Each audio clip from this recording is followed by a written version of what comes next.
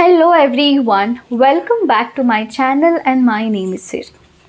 In this video, we are going to talk about those tips which are going to help you to perform better in small talks. Growing up, I would never interact with people.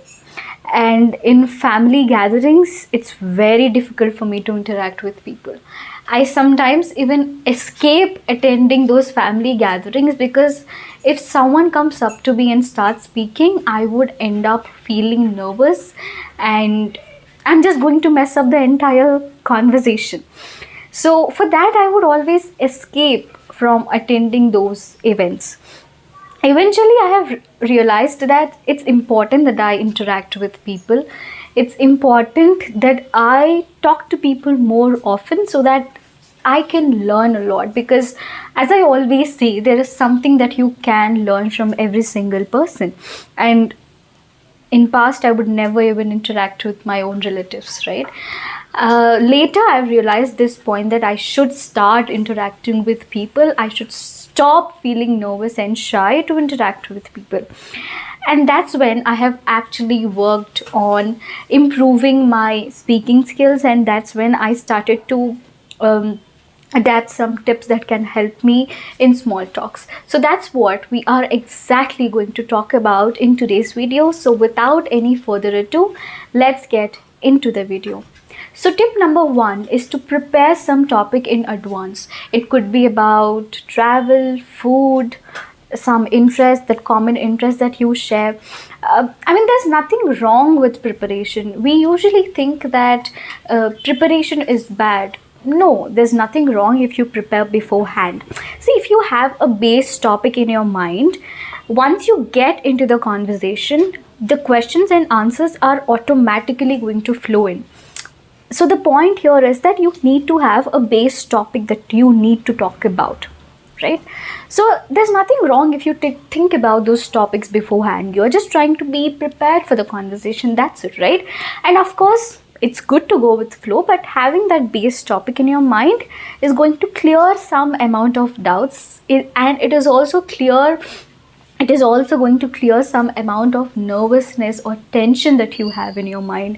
So the first step is to prepare beforehand. Prepare in advance. There's nothing wrong with it. Even now, I am always prepared. I love to be prepared for something, be it talking to somebody, being attempting an exam or whatever it is. Preparing in advance always works. And the next tip is to ask open-ended questions. This is something that I've learned recently and which actually worked to a great extent. I'll explain what it is. See, for example, let's say you and I are in a conversation, right? If I ask you, do you like traveling? You'll say yes or no. That's it. So the answer ends with a yes or a no. That's it. The answer ended and the question also ended. So these are close-ended questions, whereas open-ended questions are something that have detailed explanation in the answers. Now, for example, if I ask you, where do you like to travel? You are going to tell me few places. Based on your answer, I can ask you some other question, right? So those are open-ended questions. Your answer should, the way you ask question should be open-ended, so that the other person is not going to answer in it just a yes or a no. The other person should be able to explain in brief about your question. So try to question in such a way where they are open-ended. Now, I'm someone who asks a lot of questions. I ask a lot of questions. I do not hesitate about that. I love asking questions because that's how you learn. When you want to learn something, asking questions is something that is going to help you to learn more. Of course, we should not irritate the other person by asking a lot of questions, but you just need to find out that limit to ask questions. But never hesitate to ask questions, and whenever you're asking, try and ask open-ended questions which are going to help you to extend the conversation a little bit. Okay? And the next point is to eye contact and smile. This is something that I really worked on. People usually tell me that I really don't smile while I speak. Now I am actually trying to improve that in myself, but in past I never smiled in a conversation. With me, the thing is that if I start smiling, I cannot stop. If I don't smile, I don't smile at all. This is a problem with me in the past. But eventually, when people told me that you're not smiling enough in the conversation or in a situation, I realized that maybe yes, it's time for me that I work on this to improve the way the way I smile. I should make the other person feel comfortable with my smile, right? If I be serious in the entire conversation, that is not going to help me, and that is not going to help the other person either. So I really worked on my smile. I'm still working on it. And eye contact, I am very bad with this. I mean, I was very bad with this. I would never ever look into other person's eyes because I was a very shy kid. I would always feel nervous to talk to someone, and looking into other person's eyes is a nightmare for me. But of course, you realize things in the way, in the process, you realize a lot of stuff. So this is also something that I've realized, that I need to maintain proper eye contact if I want to have a successful conversation. From then I have started to work on my eye contact, and I have observed how much of a difference it makes in a conversation. When you look here and there, it's very much obvious that the other person is going to feel that you're not interested in the conversation. But when you listen, or when you pay attention to what the other person is saying, when you are maintaining a proper eye contact with the other person and giving a nice smile here and there, that makes a lot of difference. Try this for yourself.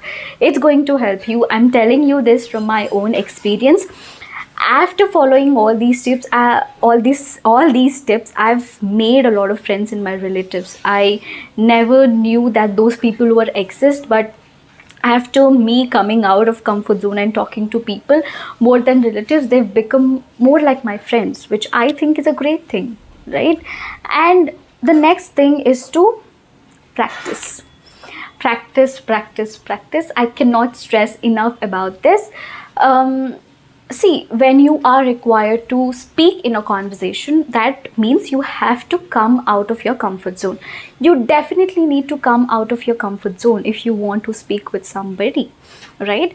And what you have to keep in your mind is that those conversations are teachers for you. They are just teaching you something in your life, right? Those could be small talks. It's all right. And it's okay if you fail them. Just go ahead and consider them as your practice sessions. This is something that I've mentioned in my previous video as well, but this is actually something that is going to help you.